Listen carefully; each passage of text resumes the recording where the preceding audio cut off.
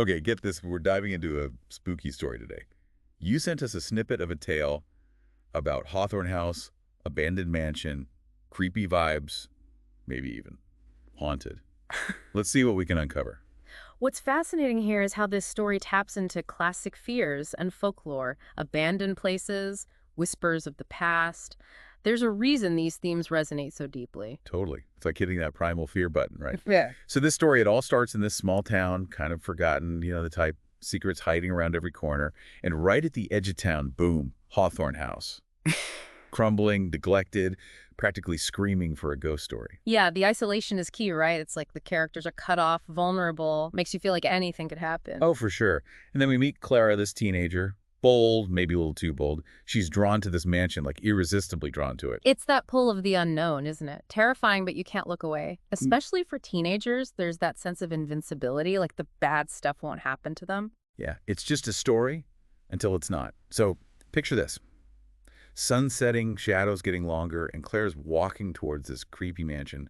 Talk about bad timing. Oh, the twilight hour. It's classic, right? Hmm? Light fading, shadows blurring. It's like the real world starts to blend with the supernatural. You see it in all the best ghost stories. Goosebumps already.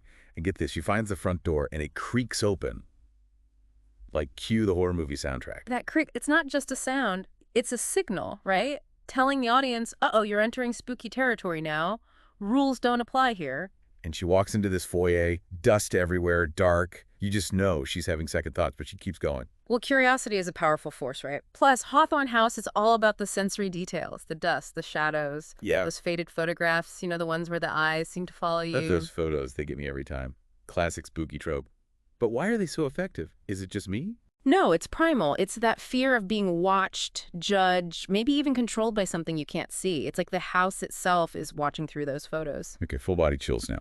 So she sees a staircase leading up into darkness. And you know she's going to go up there, right? It's like an unspoken rule of scary stories. Oh, absolutely. That staircase is like a symbol, right? Leading up into the unknown. With every creaking step, she's going deeper into the mystery, further from safety. And at the top, a room with this flickering light. It's like the story's building to something, the tension's cranking up. That flickering light adds to the uncertainty. Is it natural? Is it something else? Keeps you guessing, right? And she pushes the door open and bam, there's this massive mirror just dominating the room. Total gothic novel vibes. Mirrors, man, they're powerful symbols, reflection, duality. Some cultures believe they're gateways to other worlds. In this story, the mirror becomes the focus, the link to the supernatural, maybe even a trap. Okay, so Clara sees her reflection. Seems normal at first. But then it smiles. This creaky, sinister smile. Why is a messed up reflection so unsettling? Like more than just a regular scary thing. It's that uncanny valley thing, right? Something almost human, but not quite.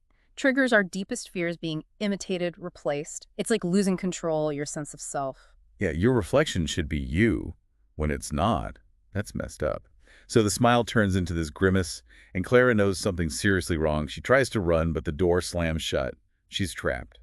You notice how the story shifts here. It's not just a haunted house anymore. Something more deliberate is happening. The mirror is not just a symbol, it's active, like it's trapping her. And then bam, her reflection steps out of the mirror. Yeah. Claire is stuck inside the glass. Her doppelganger's out. What a twist. Talk about a fear of mirrors. It's that primal fear, right? Having your identity, your life stolen, replaced by something you don't understand.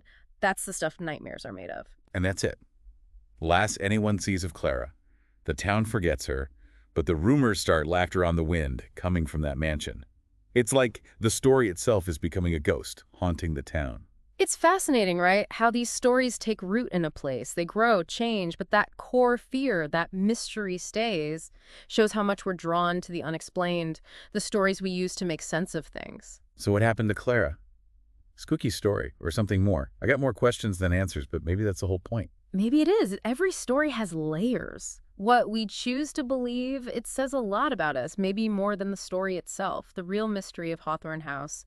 Maybe it's not in the walls, but inside our heads. That's something to think about. Thanks for taking this deep dive with us. Until next time, stay curious, but maybe leave the haunted houses alone. And keep the lights on. Good advice. See y'all next time.